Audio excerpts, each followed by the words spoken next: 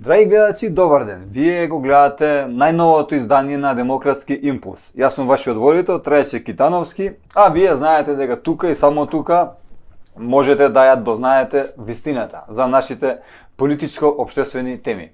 Денеска имаме мощни интересен гостин, председател на политичка партија Јорго Огненовски, председател на политичката партија Демократи. Добар ден и чувствувате се како дома во наше студио.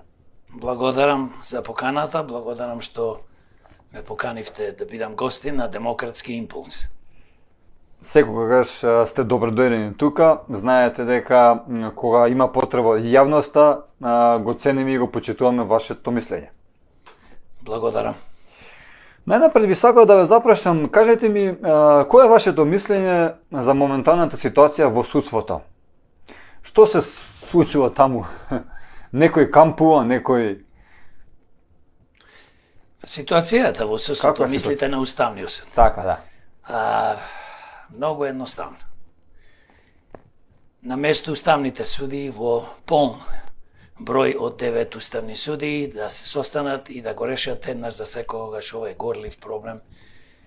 И престапките 13 што се дајани од политички партии и од други граѓани до Уставниот суд, кои се поднесени пред 5 години, тие сега одлучија да го одложат.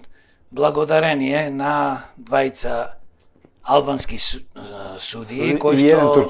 се разбира, да, еден турчин, кои што двајцата албански судии не се појавија на седницата да го решат овој проблем и турчинот, албански, поточно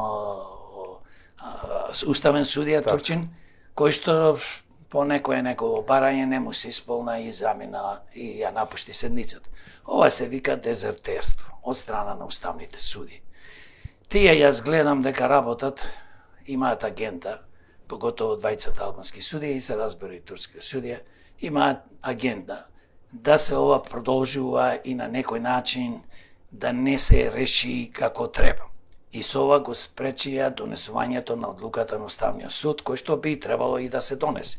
Не треба да се чека за секогаш. Дали пред се тие се турци, албанци, македонци или треба таму да се суди, па после да се и македонци, и албанци и турци? Замислете си, барањето на турскиот судија било прибидејќи неговите двајца албански колеги не дошле на таа седница да се закаже за кога они ќе дојдат. Како да тоа да е приватна желба, некоја си кафанска песна или како иде тоа таму, не. Уставните судии во Македонија и сите судии во Македонија треба да судат по законот, по уставот. Независно вера, нација и религија.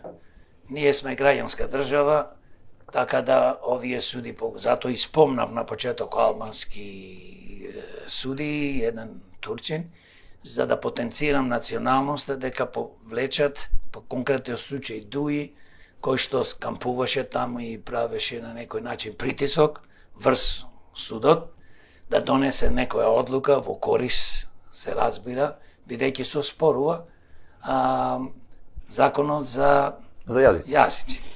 Автоматски судот има право да одлучува, а не да размислува како поточно судите, партиски и над законот. Тоа и сакал да запрашам. Судиката Елизабета Дуковска на незино барање седницата ќе се фактички презакаже, дури нема ниту датум кога тоа ќе биде, таму стои дека во иднина, во некоја си скора или далечна или небитно, некоја иднина ќе се презакаже и тогаш ќе бидат поканети комисија од Венецијанската комисија.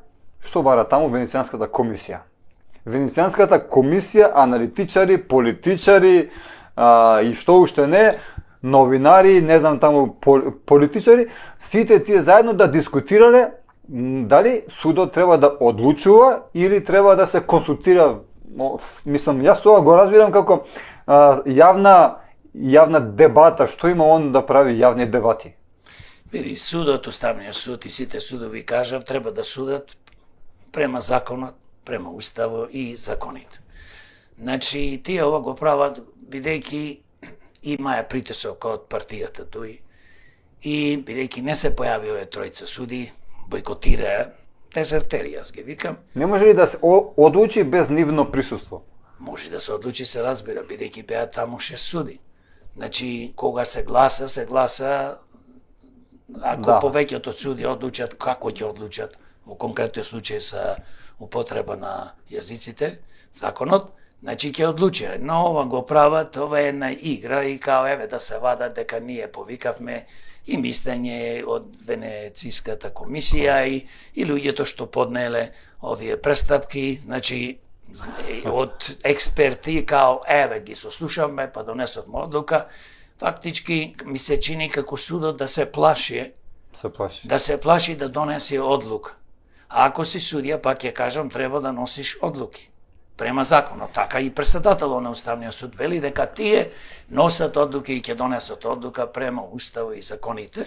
И ова е, мислам, така една игра, смешна работа пред се, за жал, се случува нешто кој што не треба да се случува, а ова се случува бидејќи дали ДУИ, дали новата власт, дали СДС порано, 33 години ја водат Македонија во Ампис, ја уништија и испоплачка па сега нема што друго да се зборува, да се оттргнат граѓаните, поготово ние граѓани кои што сме посиромашни, поточно кажано, сиромашни граѓани, да не размислуваат и да